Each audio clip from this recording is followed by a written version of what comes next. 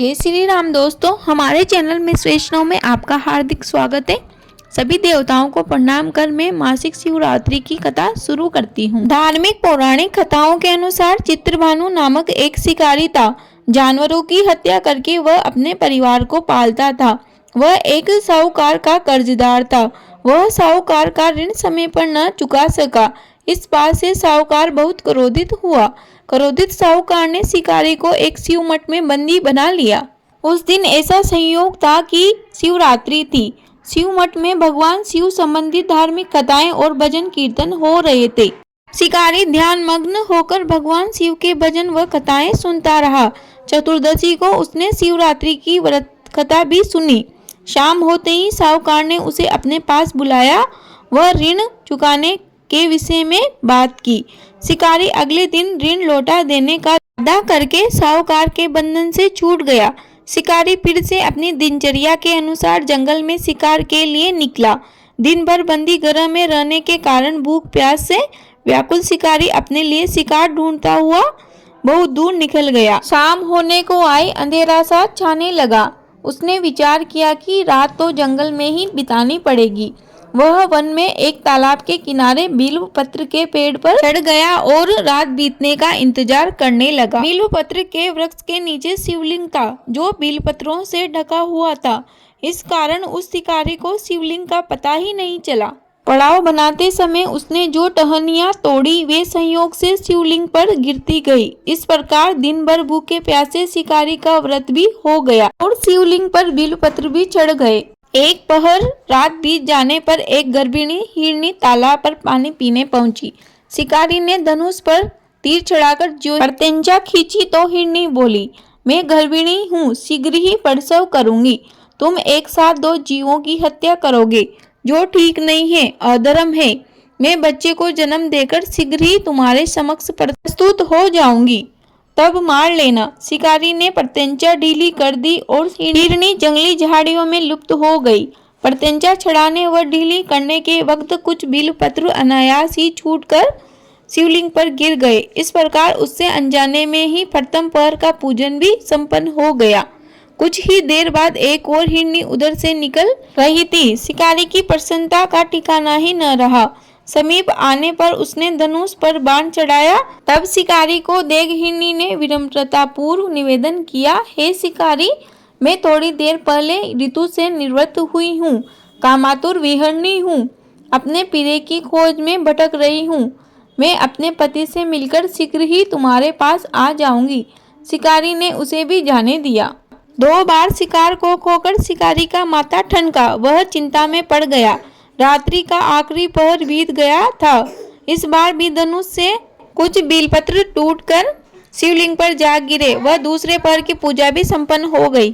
तभी एक हिरनी अपने बच्चों को लेकर वहां से निकल रही थी। यह उस शिकारी के लिए स्वर्णिम अवसर से कम नहीं था। उसने धनुष बाण पर तीर चढ़ाने में देर नहीं की। वह तीर छोड़ने ही वाला था कि इतने में वह हिरनी विनम्र भाव से बोली कि हे शिकारी, मैं अपने बच्चों को इनके पिता के हवाले कर रहा हूँ, फिर तुम मुझे मार देना। शिकारी हंसते हुए बोला कि तुम मुझे क्या मूर्ख समझती हो जो सामने आए शिकारी को ऐसे ही जाने दूंगा। मैंने पहले भी 2-3 शिकार छोड़ दिए हैं।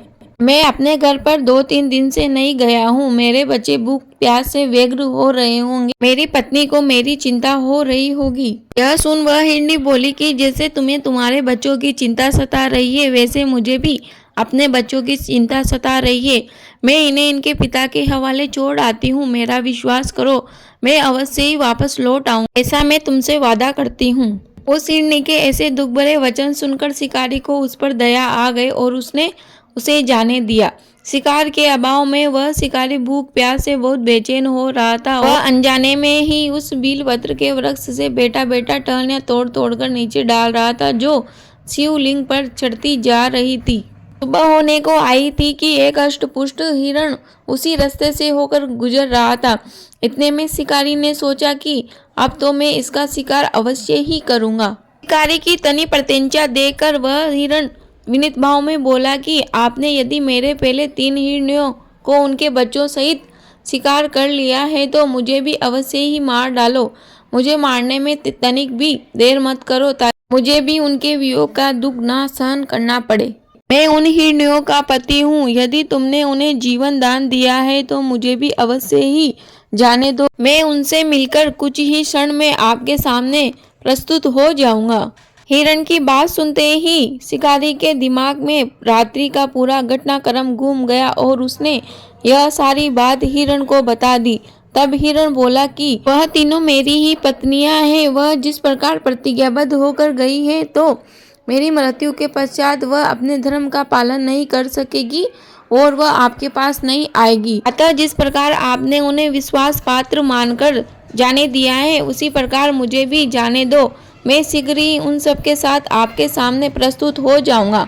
अब शिकारी ने उसे भी जाने दिया। सुबह हो गई। सुबह होने के साथ ही शिकारी का उपवास भी हो गया क्योंकि वह पूरे दिन से भूखा प्यासा था। रात भर शिव मठ में बंदी रहने के कारण उसका रात्रि जागरण भी हो गया था क्योंकि शिव मठ में भजन संध्या भगवान संबंधी कथा कहानियां हुई थी। कार की तलाश करते समय अनजाने में ही उससे शिवलिंग पर बेलपत्र भी चढ़ गए थे। इस प्रकार से उस शिकारी का शिवरात्रि व्रत व पूजन भी पूर्ण हो गया। इस प्रकार अनजाने में हुई पूजा व शिवरात्रि व्रत का फल उसे तत्काल ही मिला। उसका हिंसक हृदय निर्मल हृदय में बदल गया। भगवान की कृपा से भगवत शक्ति का वास हो गया।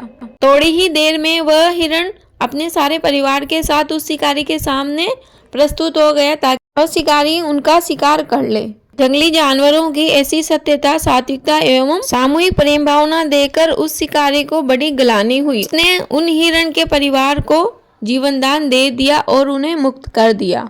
अनजाने में शिवरात्रि व्रत का पालन करने से उस शिकारी को मोक्ष व शिवलोक की प्राप्ति हुई। शिवरात्रि की कथा यहीं संपन्न होती है। प्रेम से बोलो देवादिदेव महादेव की जय। हर हर महादेव। दोस्तों आपसे एक छोटा सा अनुरोध है, यदि आप हमारे चैनल पर नए हो तो प्लीज़ चैनल को एक सब्सक्राइब जरूर करें। वह वीडियो पसंद आए हो तो प्लीज़ वीडियो को लाइक करें, शेयर करें। वह कमेंट बॉक्स में हर हर महादेव अवश्य लिखें। आपका दिन शुभ हो। धन्यवाद।